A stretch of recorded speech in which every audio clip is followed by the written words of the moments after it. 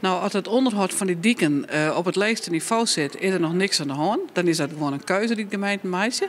Maar als het onder dat niveau uitvalt, dat het leger wordt, dan is er sprake van kapitaalvernedering. Dat betekent dat die wegen dan samen in onderhouden worden, dat het letterlijk volle kost om dat weer op niveau te krijgen. En dan ben je contraproductief bezig.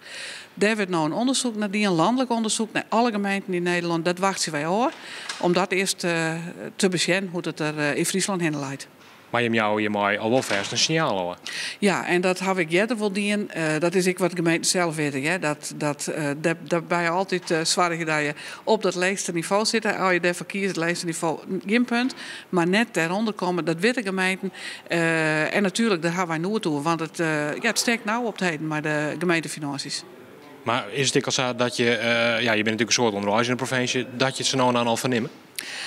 Ja, maar je zegt soms hobbelt een wij heel bot, dat verneem je dan. Maar aan de andere kant, dat hoeft nog niks te betutten. Het is net zo dat ik een soort inspectieronde dochter, dat zou ik net goed wezen, want dat zou je een heel verkeerd beeld krijgen. Dan word ik nog een heel soort wol aanwegen dien. Dat ken je roemen in de provincie ik zie en ik qua onderhoud. Wij wachten dus gewoon dat onderzoek af. We gaan net heel concreet dat we zeggen, nou daar is mis. Wij gaan echt zijn, op dit onderwerp wachten we echt dat onderzoek af.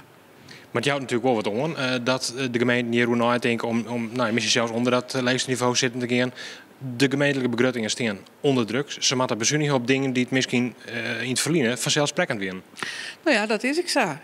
Dat had ik dus uit te stellen, maar die decentralisatieoperatie die het gaande is, werd wij, het is hartstikke in januari en dan wordt het miens. Het is nou al miens vanzelf, want die hele tariening is ik wichtig. Er komt een enorm takenpakket bij voor de gemeente, maar een enorm hoeveelheid geld. Maar we weten dat geld, daar is al op bezuinigen tot Riek, op Varhoorn al. Nou, dat is natuurlijk een gigantische uitdaging. Gemeenten die daar hut mee aan het werk geweest omdat dat goed tatarien. En dat is gebeurd. Het zit al goed in de stijgers. Maar hoe dat uiteindelijk het oor hier gaan zal, ben die financiën daar rekent, dat is voor iedereen afwachten. Ja, dus nou binnen begrottingen misschien sluitend, maar er zit wel een groot stuk onzekerheid in. Nou ja, een groot stuk, dat weet ik net, want er is al een heel soort bekend. Maar toch, je weet er natuurlijk pas hoe iets werkelijk rent als je daar midden in de uitvoering zit. En dat is dat stuk onzekerheid. Dat weten wie, dat weten de gemeenten. En dat vinden we al best spannend. En wat ik wel opvalt is dat de algemene reserve van de gemeente al jaren achteruit rent in Friesland. Is dat zorgelijk? Nou ja, het is nou dat verschil met vaak in die wie 16,6 miljoen over de hele provincie.